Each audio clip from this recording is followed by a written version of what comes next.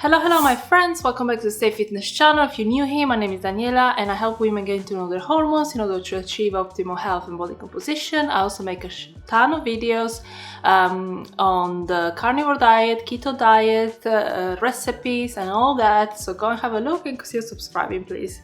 But yeah, if you're returning, then welcome back. Thank you so much for being here. Today I'm making a recipe that is quite popular on my channel, which is the chicken chips. Super easy to make. Today we're actually making them a different version with chicken thighs instead of chicken breast. The result is different, not like massively, but it's different in the, like I feel like it improves the texture a little bit. It's less dry, like of course a chip is like crispy, but if you try the chicken breast one, you're gonna try the chicken thigh one, you'll see the difference. It's a bit tastier.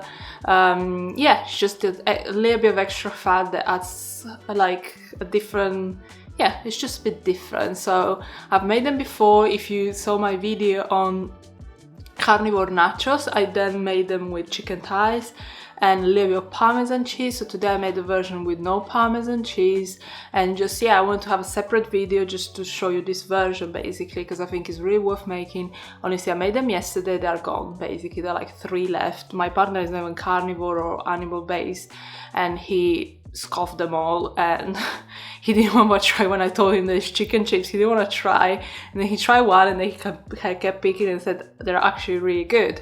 So yeah, I'm quite pleased, and I love this recipe because it's so easy. It doesn't require a dehydrator, it's no long process. All you need is a food processor, blend the meat, spread it out, put it in the oven, break it, done.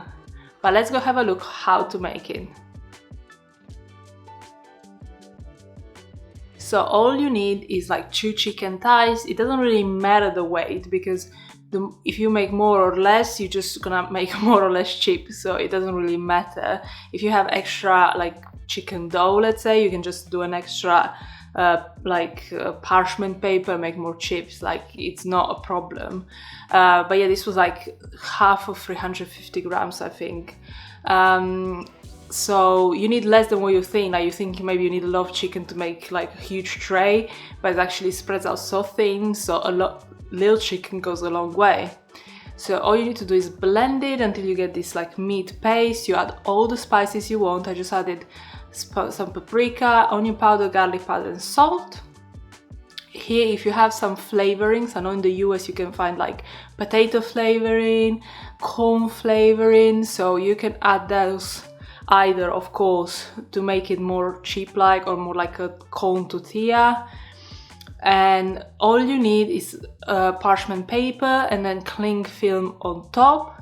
And with the rolling pin, you're gonna roll it out really thick, paper thin, as thin as possible, and try to get like spread out nicely. You have to be able to see the light through. The thinner the better, because in this case, because it's a fattier meat, it's going to shrink more. So you don't want to have like a really thick center when it shrinks. You'll see in the oven, you see how it will shrink because the fat will melt.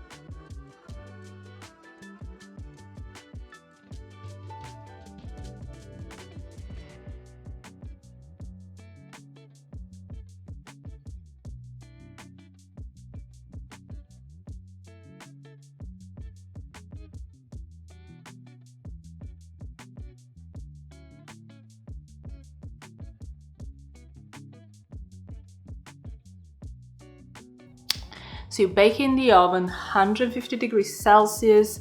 I don't know the Fahrenheit, but I'm gonna leave you in the description below. And you bake it for around 50 minutes. You can turn it one or twice during the process just to make sure it cooks evenly on both sides. And once it's nice and dry and you don't have any like gummy kind of soft bits, it's ready. Just let it cool for a moment and you can break it with your hands and eat it. They're amazing with dips, amazing on their own. Like, it's like such a great recipe to give to your kids if they want something crunchy, or if you're having like friends over and they're having like normal chips or tortilla chips with like an avocado, like guacamole, you can have your own chips. So I think it's just amazing. You can make nacho balls, which I've made already. It was really delicious.